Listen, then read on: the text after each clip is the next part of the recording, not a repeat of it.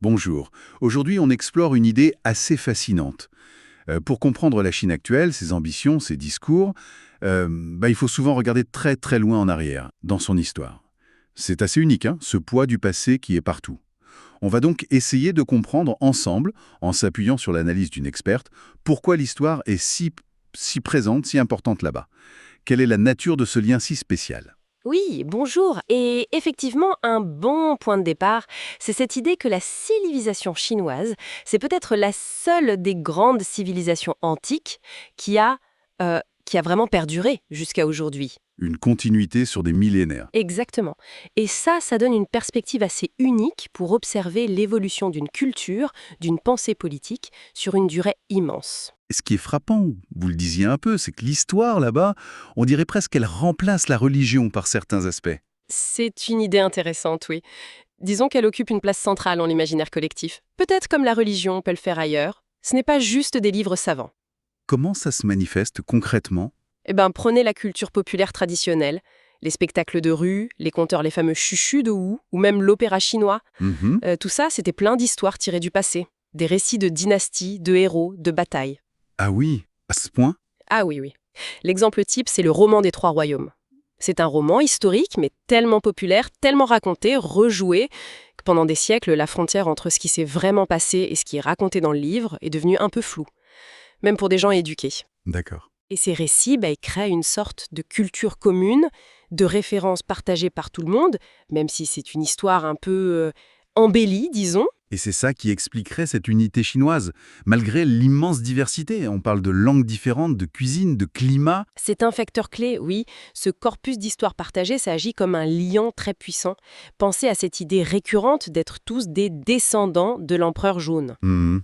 Une figure un peu mythique. Voilà, ça vient de là, de cette histoire commune, apprise, racontée, qui dépasse les différences régionales. Ça forge un sentiment d'appartenance. Et au niveau des élites, des dirigeants, cette relation à l'histoire, elle était aussi forte. Oh là oui, fondamental. Pour toute la classe des lettrés, des fonctionnaires qui administraient l'Empire, l'histoire, c'était la base.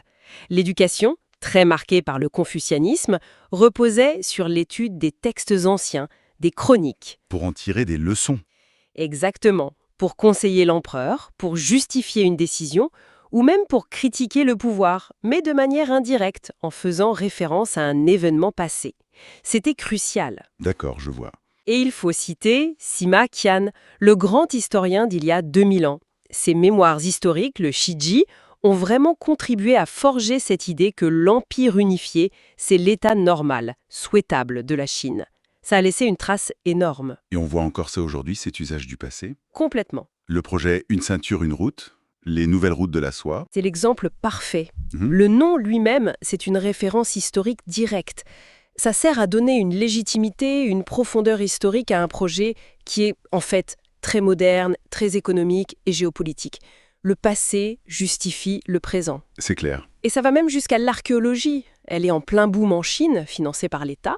Mais Mais, il y a parfois une tension entre ce que les archéologues découvrent scientifiquement et ce que le récit national aimerait bien entendre, disons. c'est-à-dire? Par exemple, toute la question de dater précisément les fameux 5000 ans d'histoire, ou la recherche de preuves de l'existence de la dynastie Xia, la toute première des légendes, qui est encore débattue. Ah oui, est-ce qu'elle a vraiment existé? Voilà, parfois on sent une certaine pression pour que les découvertes confirment les textes anciens. L'archéologie devient politique en somme. Un peu, oui. Et ça explique peut-être aussi pourquoi des sites majeurs comme le tombeau du premier empereur Qin Shi Huang, Celui avec l'armée en terre cuite. c'est ça, le tumulus principal, là où l'empereur est censé être enterré, n'a jamais été ouvert officiellement, alors qu'on imagine ce qu'on pourrait y trouver. C'est vrai, pourquoi? Bonne question. Peur d'abîmer, Peut-être? mais aussi peut-être la peur de ce qu'on pourrait découvrir. Quelque chose qui ne collerait pas avec l'histoire officielle, ou le désir de garder une part de mystère fondateur. C'est Complexe? bon, alors si on résume, en Chine, l'histoire, c'est pas juste le passé dans des livres. C'est une force vivante qui modèle l'identité, la culture, la politique, aujourd'hui encore. C'est tout à fait ça. C'est vraiment une matière active. Et du coup, ça soulève une dernière question, peut-être un peu vertigineuse. Oui. Si ce lien entre histoire et identité nationale est si fort, si profond, Qu'est-ce qui se passerait si demain une découverte archéologique majeure venait contredire un des grands récits fondateurs? Hmm, bonne question. Quel impact ça aurait sur la façon dont la Chine se perçoit elle-même? Ça montre à quel point ce rapport à l'histoire est puissant, mais peut-être aussi potentiellement fragile. De quoi réfléchir.